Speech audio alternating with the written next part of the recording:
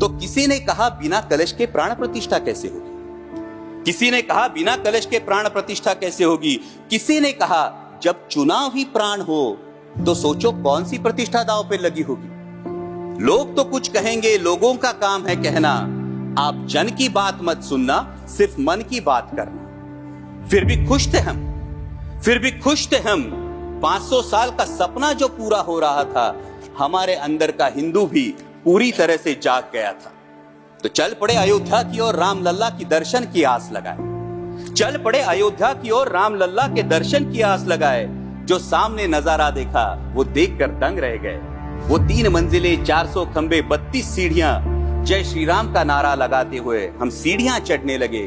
राम लल्ला से क्या गुहार लगाए ये सोचने लगे। पहली सीढ़ी पर याद आई महंगाई, पहली सीढ़ी पर याद आई महंगाई, दूसरी पर देश में बढ़ती बेरोजगारी, तीसरी पर पत्रकारिता की चरण चुंबकता, चौथी पर सेंट्रल एजेंसीज की संदिग्ध भूमिका। हर सीढ़ी पर कुछ न कुछ याद आ रहा था, हर सीढ़ी पर कुछ न कुछ याद आ रहा था। कहीं 15 लाख का जुमला, कहीं किसानों का आक्रोश था, कहीं महिला कुश्तीगिरों की वेदना थी, कहीं सालाना 2 करोड़ रोजगारों का वादा था, कहीं बढ़ती सांप्रदायिकता थी, तो कहीं चुनिंदा पूंजीपतियों पर मेहरबान हमारी सरकार का चेहरा था।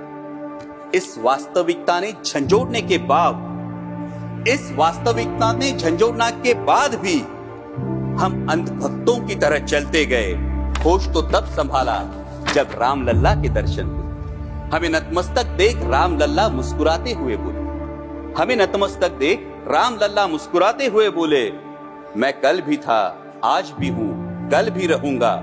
जितना इस मंदिर में हूं उतना ही तुम्हारे मन में रहूंगा। लेकिन याद रखना हमेशा, लेकिन याद रखना हमेशा, मैंने त्रेता युग में रामराज जलाया था, तुम कलयुग में जीते हो जहां संविधान ने गणराज जलाया है। धर्म समाज का किनारा जरूर है, धर्म समाज का किनारा जरूर है, लेकिन देश एक बहती धारा है। किनारे को धारा के बीच में लाया तो प्रवाह अड़ जाता है, प्रगति के पथ से हट जाता है। इसलिए धर्म का ठेकेदार नहीं, पहरेदार बनना चाहिए। इसलिए धर्म का ठेकेदार नहीं, पहरेदार बनना चाहिए। तुम रहो न रहो, वो रहे न रहे, ये देश रहना चाहिए, देश का संविधान रहना चाहिए, देश का लोकतंत्र रहना चाहिए, ये देश रहना चाहिए। जय हिंद, धन्यवाद।